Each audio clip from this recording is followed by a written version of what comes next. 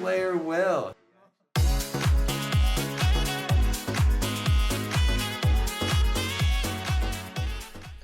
Welcome back, Visions fans. Ready Player Will here. Today's another true classroom session where we're going to talk about a matchup between Helena the Black Rose and Vivi, two characters that are going to drive the game for the next, I don't know, a couple weeks or months, I would imagine.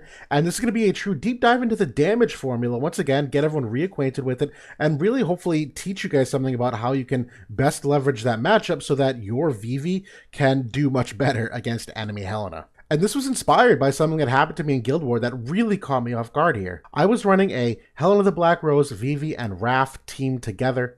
They have a great synergy with the new Vivi Vision card. And my concept here was to try to go up against mono light teams in the hope to just do well. And there was something that happened here that really threw me off guard. And I'm going to skip ahead here to the middle of the battle. Now, my team is here on the bottom of the left, and the enemy team is across here in the top right. The enemy Helena is going to walk forward and limit break my Vivi and kill him in one hit. Now, Vivi does have re-raise, and he's going to re-raise himself, but I don't like that. I'm not comfortable with an enemy Helena limit break killing him in one hit. So we're just going to watch this replay here for a second. Addison's going to hit my Raph. Raph is going to come forward and do something here in just a second.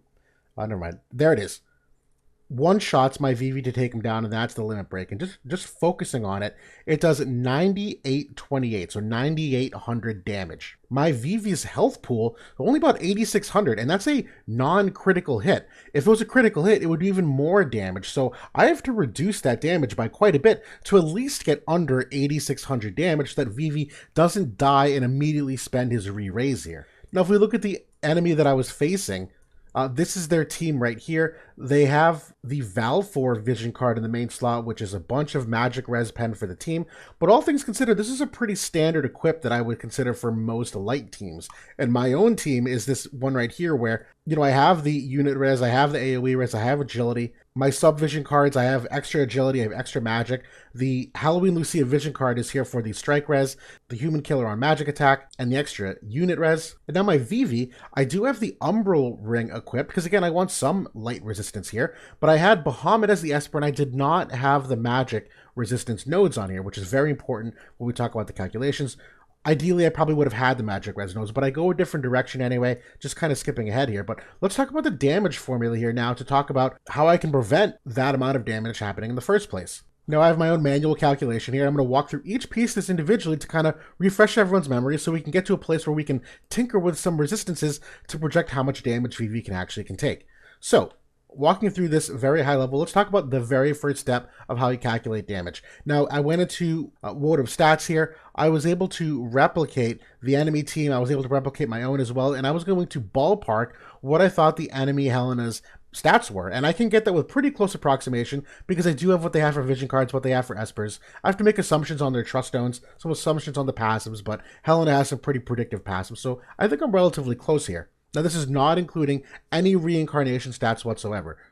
Really important to keep that in mind, that this could be a lot different. But talking about the first four primary stats, the way you initially calculate your starting damage point is that the game will look at what ability you're using, and if you were to go to wotv calc, and I think in game you can see this too, it lists out which stats are referenced when you hover over these little icons here. So this is a light magic attack. It uses 100% of her magic, 30% of her dexterity, 20% of her agility, and 20% of her luck. And so I input those four stats from what I'd perceived her build to be. I then apply the proper percentages to them and add them all up. So her starting damage here is 2200. That's the number we're going to be working with.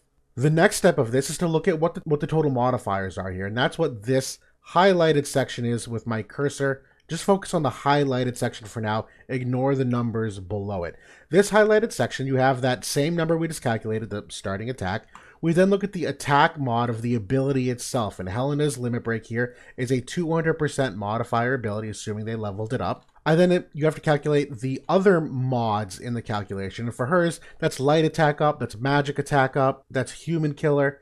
And so in my build, this is again min-maxing as much as I can here, about 158% of extra modifiers, or 1.58 in this equation.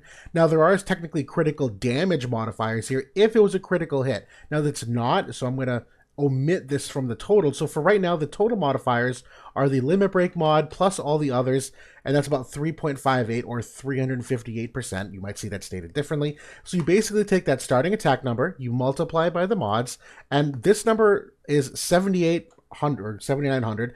I call this outgoing damage, and the reason for that, and I made that term up, it's the calculated number that your character just innately configures. They send it at the enemy. So it's like outgoing damage to the enemy that's now about to go through that whole process of being mitigated by all the different kinds of resistances. And so now my Vivi in my own build had 30 spirit, and there's 4 kinds of resistances. It's spirit or defense, but in this case spirit because it's magic. You have your weapon type resistance, which in this case is your magic resistance. You have element resistance, which in this case is light resistance because that's what the enemy attack type is. And then you have whether it's a unit scaling or AoE scaling. In this case, it's an AoE ability. It's this giant diamond shape, so it's an AoE resistance. And so we're going to scale off these 4 resistances. And we have to recall her limit break is a 38% magic resistance in peril. So when you see this number right here in the weapon resistance, I'm currently using the magic resistance in this little square below, and I'm subtracting 38% from it. That's why it's currently that negative. Now, this is Vivi's resistances, right? There's another step in this equation, and that's what Helena's penetrations are. So right now, the enemy Helena, I'm projecting her. She's got about 50 spirit penetration. She's got about 85% magic res penetration because of that Val 4 vision card. She's a 97 faith unit. And so when we look at these resistances of Vivi's, that 30 spirit is really only 15 spirit because she penetrates 50% of it. And that magic type resistance, here's the thing about penetrations, if you go negative, the penetrations don't matter at all. Not even a single bit. Penetrations only matter when you have a positive number as a resistance. So when Helena imperils me and I go negative here, I don't care what her magic attack penetration is. It means nothing. But this is an important thing here that once you go negative, you'll notice, and this is how you want to think of it, 15 spirit means I take this outgoing damage number and I'm going to reduce it by 15%. That's what spirit does. When you go negative, it doesn't reduce the damage, it actually amplifies the damage. So although the spirit might reduce it by 15%, me going to negative 21 here means that I amplify the damage by 21%. So going negative is a very, very bad thing. And for now, in this calculation, element res is not penetrated. You maintain 10% reduction. And AoE res is not penetrated. You retain 24% of it. So you get to this place where I call mitigated damage. So Helena's initial 7878 went through all 4 of these mitigated resistances and ends up at 5541. Now, the equation is not done. There's still several factors that occur, and one of them is the faith modifier. Now, if this is a physical attack, it would be a bravery modifier instead, but because it's a magic type attack, it scales off of faith. And the way this works is it just simply adds the 2 faith numbers together. So enemy Helena is 97, Vivi is 97, adds them together. That's an extra modifier of 1.94. Huge. If this was a 50 faith unit that Helena was attacking, it'd be 1.47. So that 50 faith unit takes less damage than a 97 faith unit. So that mitigated damage, 5541, gets multiplied by this faith modifier. So almost double the damage. So the total damage is 10,749. We're not done with the equation yet. Now you get into the elements. Now that's different than element resistance. This is the actual element of the character, innate strengths and weaknesses. Now, light and dark, whenever they attack each other, all that damage is amplified by 25%. It's that 1.25. So that 10,749 damage is going to be multiplied by 25%, and it's going to end up at 13,436. We're not done yet. There's still a couple factors. The next one is if there's any kind of damage amplification. So for instance, the Genji glove, which does, magic damage 10% or whatever that number is, this would be a further amplification of this damage. But the enemy Helena build does not have any Genji glove. There's no buffs or anything like that for the magic damage. So for here, it doesn't change anything. But there's one slight extra factor here in the equation, because you'll notice this 13,000 is much higher than what Vivi received for damage. Remember, he received like, what, 9,800 in our replay here, that 9,828. I have Helena the Black Rose on my own team, and she has a buff for a teammate that is reduced magical damage the larger the attack size. And so this giant diamond AoE, Vivi actually gets that damage reduced by 25%. So there's this very last part of the equation that with that damage number we came out to, if you reduce it by 25%, we get to 10,077 damage. This is one of those instances where I wonder, maybe their trust stones weren't properly set up. Maybe I'm min-maxing this character too much. Like for instance, the trust stones I set up, I gave her an extra 10 light attack. I gave her 15% dexterity. Maybe they're missing the 20% magic stat. So all those things can affect that. So let's try to get to the number that's close to what we witnessed in the replay. If I take out the 10 light attack that I gave her on the trust stone, if we take out the 15% dexterity I gave her on the trust stone, let's assume that they weren't using the 20% magic trust stone passive either, which is about 83 magic you're missing out. If I take that out here and we look at what it ends up being, we're looking at 9319, a lot closer to what the actual endgame damage was. So I went a little high initially here on trying to min-max the damage, but if we tinker with some stuff, still end up getting relatively close here. But the bottom line is 9319 is still too high. That kills my Vivi at 8600 HP. So that's the equation. Now we're going to get to the part where I have to ask the question, well, what do I need to change here in these 4 attributes so that Vivi doesn't get one shot? And there's a couple things that I can do and a couple tweaks that I can do. And the ones I mainly want to focus on are A, I want to reduce just how negative this number goes. And 2, I want to try to increase my impenetrable resistances, aka the element res or the AoE res.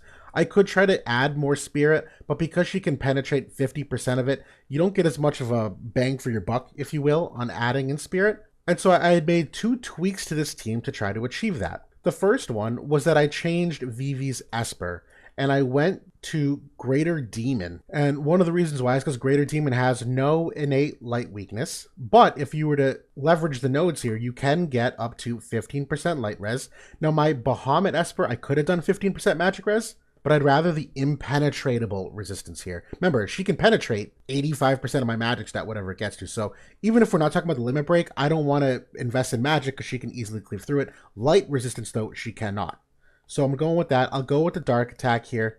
I'll go with the defense just to well-round my Vivi, bulk him up a little bit here, and I'll give him an extra 5% HP. So there's some stats here that he'll appreciate in this matchup. A, he's going to get 5% extra HP. B, he's going to get an extra 5 area res, which is going to help with that matchup. And C, he's getting an extra 15 light resistance. So if we go back into this build and I were to give Vivi an extra 5 AoE resistance, I were to give him an extra 15 element resistance, so we get him up to 25. We look at those damage values. I'm now down to 7,200 damage. That's great. Here's the one problem I still have, though. He's benefiting from his teammate Helena's buff of the magic damage reduction. If that buff wasn't active, Vivi's still taking 9,600 damage. He's still insta-killed here. So that buff is saving my butt. Still not something I want to rely on, though, which is why I'm going to start tackling the last one here, the weapon type resistance. So the other last tweak that I made was focused around what I was using for sub-vision cards. Now, one of the big changes I made here was subbing out the Black Rose Helena Agility Vision card here, and instead using a Staff Black Mage Vision card, the old Hio Vision card. Now, here's the catch. My Raph does not benefit from this, but both my Vivi and Black Rose Helena do. They still get this 18% agility in the subslot, but there's magic resistance here, and this ends up being 10% magic resistance when it's in the subslot. So that Vivi 17% magic resistance jumps up to 27%. And you can see my negative decreases from minus 21 to minus 11%. That gets me to 8,800 total damage, assuming the Helena buff is not active. If the Helena buff is active, I'm only taking 6,600. I'm much more comfortable with this. The only other potential tweak that I maybe would play with is that when I look at this team, you know, right now I'm using this Halloween Lucia sub vision card. I very well might substitute in the Diabolos vision card instead. And today's Guild Ward I actually am. And that Diabolos vision card, that has light resistance on it. So it'll give me light attack 10, including the extra dark attack up. So it'll make Vivi a little bit stronger. If I were to go even that stress testing higher, puts me at 35% light res. Now we're talking a substantial amount less damage, even without the Helena buff, and Vivi will live to be able to take another hit before his re-raise is procced. And even in this instance, if we went back to my Helena and stress tested and took out the, you know, it added the 20% magic, let's say we added the 15% dexterity, we're going to add back that 1 or 10% modifier, the light attack up. I'm still sitting pretty good here that I'm just barely under the threshold for getting my re-raise proc. So, that's also where the reincarnations come in here, where if I can give my Vivi extra HP, he's not going to get one hit potentially as well. That's really important. But the bottom line thing that I learned here, and just as a stress test, is, and I'm going to summarize this, number one, 10 light res is not enough. I thought the Umbral Ring might be enough just to throw in some light res to bring him positive. It's not enough. Number two is that you do want to get to a sweet spot of up to 30% magic res or 38% magic res, as high as you can get, to make that negative in peril at least get you to 0. If you get above 38%, that's gravy and that's cool, but that's really overkill because she's still going to penetrate any amount above 0. So she's going to penetrate 85% of whatever I get positive. But the closer I get to 0, the better. So at least having some kind of magic res here in the 30% range is still pretty solid. So that's my second takeaway. And my last takeaway is just how instrumental this Helena buff is on that teammate.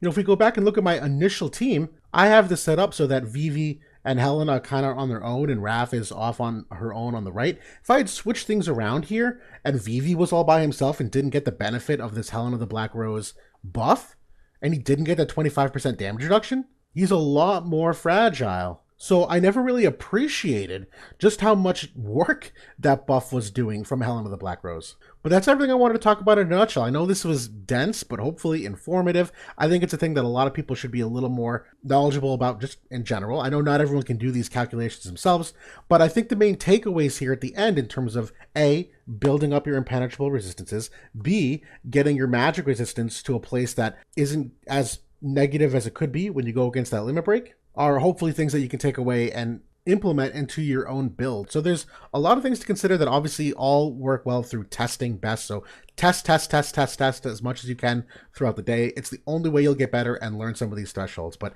that's it for now. Thanks for watching, everybody. I'll talk to you all soon.